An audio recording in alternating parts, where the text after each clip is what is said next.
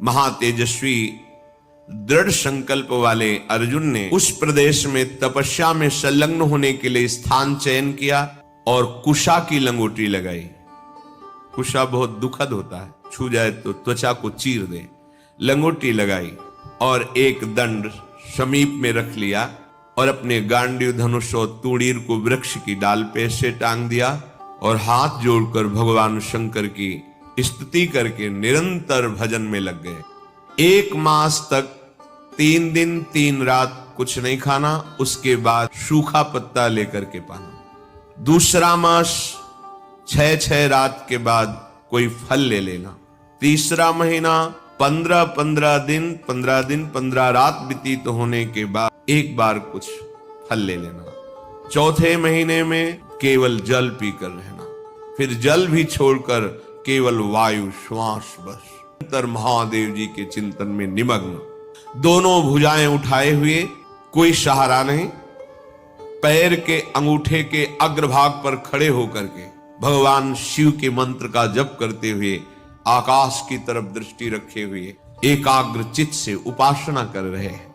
तदनंतर अर्जुन की भयंकर तपस्या को देख करके वहां रहने वाले जितने ब्रह्म ऋषि थे सब भगवान पिनाक पाणी महादेव जी के समीप गए और महादेव जी को प्रणाम करके कहा, देवाधिदेव अर्जुन आपके लिए महान तपस्या से युक्त होकर के उपासना कर रहे हैं। हिमालय के पृष्ठभाग में स्थित होकर ऐसी उग्र तपस्या कर रहे हैं कि यदि आपने उनको सांत्वना न दी जो वो चाहते हैं तो दिशाओं में आग पैदा हो जाएगी उनके तप से। हे देव देवेश्वर, हम लोग कुछ समझ नहीं पा रहे कि उनको कैसे शांत करें। वे अपनी तपस्या का संताप प्रकट कर रहे हैं। हम महर्षि जन चिंतित हैं कि यदि वो ऐसी तपस्या में रहे तो आग पैदा हो जाएगी। जैसे ध्रुव जी ने अपनी प्राणवायु बंद कर ली तो त्रिभुवन की प्राणवायु बंद हो गई, तत्काल भगवान को आना पड़ा। पवित्र चित्त वाले इन महर्षियों की जो सदा सबको सुख देने में तत्पर रहते हैं, उनकी बात सुनकर भगवान देवाधिदेव महादेव ने कहा, महर्षियों मुझे पता है, तुम विषाद मत करो। अर्जुन की तपस्या किसी को कष्ट देने के लिए नहीं है। अर्जुन के मन में जो संकल्प है वो मैं जान रहा हूं। वो किसी लोकांतर के भोग की इच्छा से तपस्या नहीं कर रहे हैं। उन्हें जो पाना है वो मैं प्रदान करूंगा। तुम सब शांत चित्त होकर अपने अपने भजन में लगो जाकर। भगवान शंकर का ये वचन सुनकर जितने ब्रह्मर्षि आए हुए थे सब प्रणाम करके अपनी अपनी कुटिया को गए।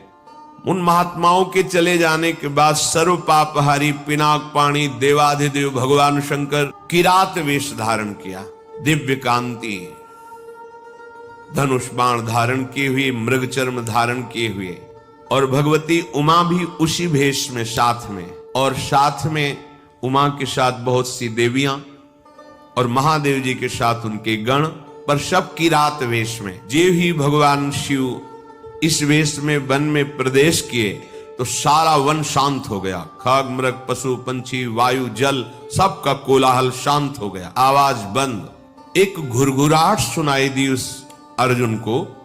आकाश दृष्टि करके मंत्र जप कर रहे थे, दृष्टि घुमाई तो देखा एक विशाल सुअर उनको मारने के लिए तीव्र गति से आ रहा है।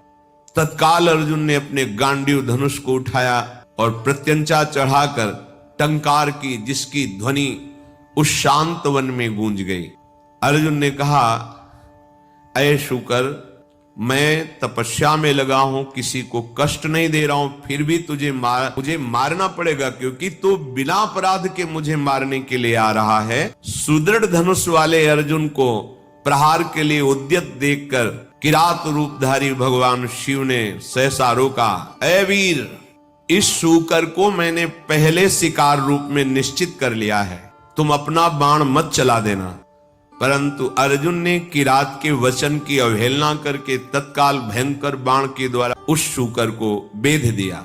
जैसे अर्जुन का बाण वैसे ही किरात वेशधारी भगवान शिव का बाण भी उसी जगह लगा। दोनों के छोड़े हुए बाण से सुवर्ण रूप त्याग करके मूक दानों विशाल पर्वत की तरह वो अपने असली स्वरूप में आकर प्राण त्याग कर गिर पड़ा।